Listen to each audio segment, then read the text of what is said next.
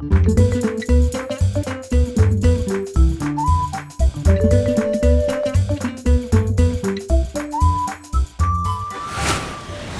amigos, ¿cómo están? Hey guys, welcome back to the Language Tutor Spanish series. So on this episode, I'm going to be talking about gerunds. Now, if you're not sure what a gerund is, that's okay. I'm going to fill you in just a second. Now, here's how I got the idea for this episode. On the Language Tutor Spanish Facebook page, I posted, hey guys, I'm going in to film some new episodes. What do you need? And one of my friends, Charles, he shoots this idea right at me, and I thought it was a great idea. So here you go, Charles, and everybody else. I think you're going to find this beneficial. All right, let's jump in. What is a gerund? A gerund is just a fancy word for an ing word. Yeah, it's a word with ing on it. Here's some gerunds: running, talking, working, sleeping. You get the idea. Ing words, okay? So, ing words or gerunds can be used in three different ways in English, okay? In English, not Spanish yet. Now, these words can be a verb, they can be an adjective, or they can be a noun. Now, let me give you some examples. As a verb, are you studying? Are you studying? Okay, that's a verb. Is it what you're doing? Okay, that's ongoing verb. All right, as an adjective, there is nothing more beautiful than the setting sun. Now, see, in this case, setting is describing what kind of sun we're talking about, so it's an adjective. And now, as a noun, I could say this: running is my favorite activity. And actually, it's not really. But for example, running is my favorite activity. In this case, it's a noun, it's an activity, it's a sport, it's the subject. All right, so you get the idea.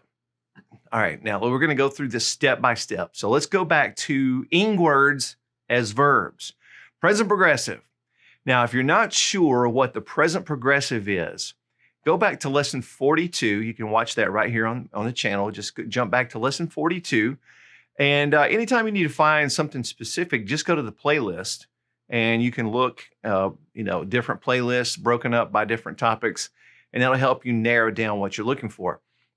But present progressive is very easy, so I'm just going to go through it right now, and you probably will be okay just watching these examples right now. But back to that example, are you studying? Okay, that's a verb form. How do I put that into Spanish? I'm going to do it just like English. I'm going to say, are you? Now we know that's either eres, if I'm using a form of ser, or it's estás, if I'm using a form of estar. And in this case, it's not a permanent attribute of who we are: permanent condition, occupation, place of origin, identification, nationality. It's not one of those conditions under which we use ser. So we know it's going to be more of a temporary thing. That's a form of estar. So present progressive always uses estar. So are you studying? Are you? I'm going to say estás. Now I'm going to say study, which we know is estudiar, but I'm going to put ing on it. So it would look like this: estás estudiando. So ando is ing in Spanish for AR verb. Okay, what about ERs and IRs? Well, watch this. They are eating. They are eating.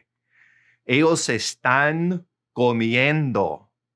Okay, I got they, I got are, I got eat, and I got ing, just like English. Ellos están comiendo. And in that last example, I could have put tú in there. I didn't have to, wasn't necessary. In this case, I put the pronoun ellos there.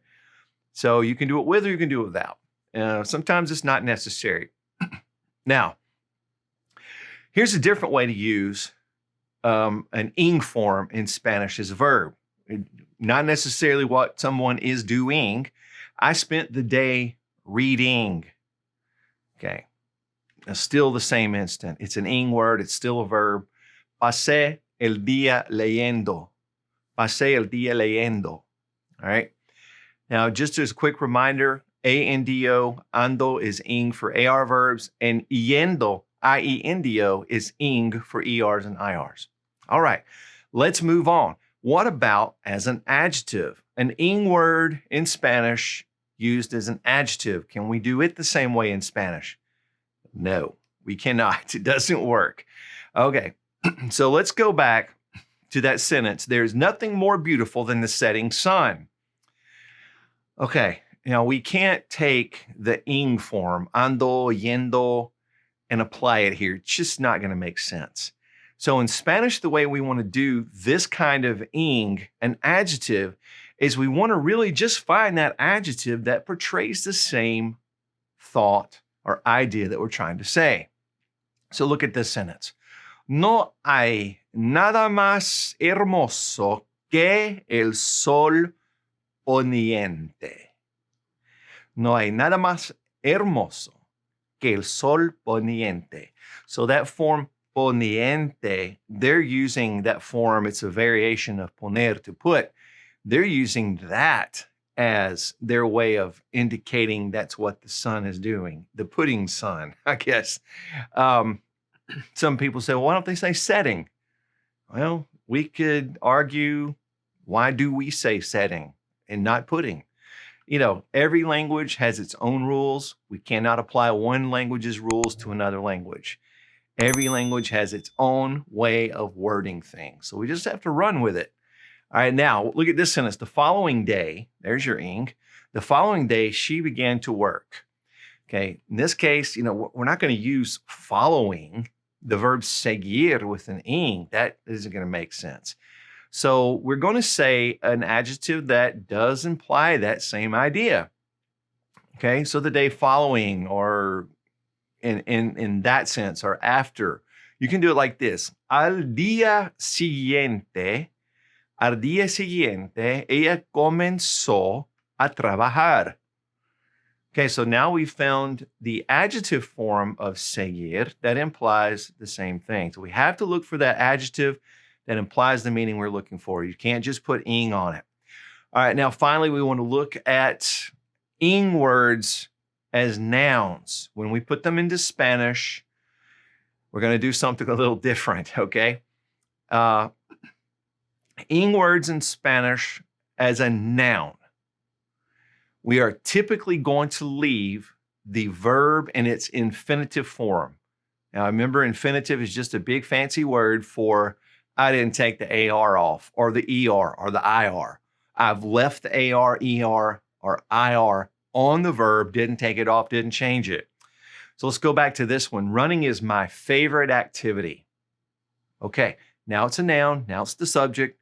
We are simply going to say this: correr es mi actividad favorita. There you go. Correr. We're leaving it just like that. And when it's a noun, we're going to use the infinitive to imply that. And I know that doesn't really translate back to English very well. It's a little confusing, but just go with it. Just know it makes sense in Spanish. Here's another example. You know the old saying, seeing is believing, right? Ver es creer. Ver es creer. I've used two verbs. I didn't take the ER off of either one of them. Okay?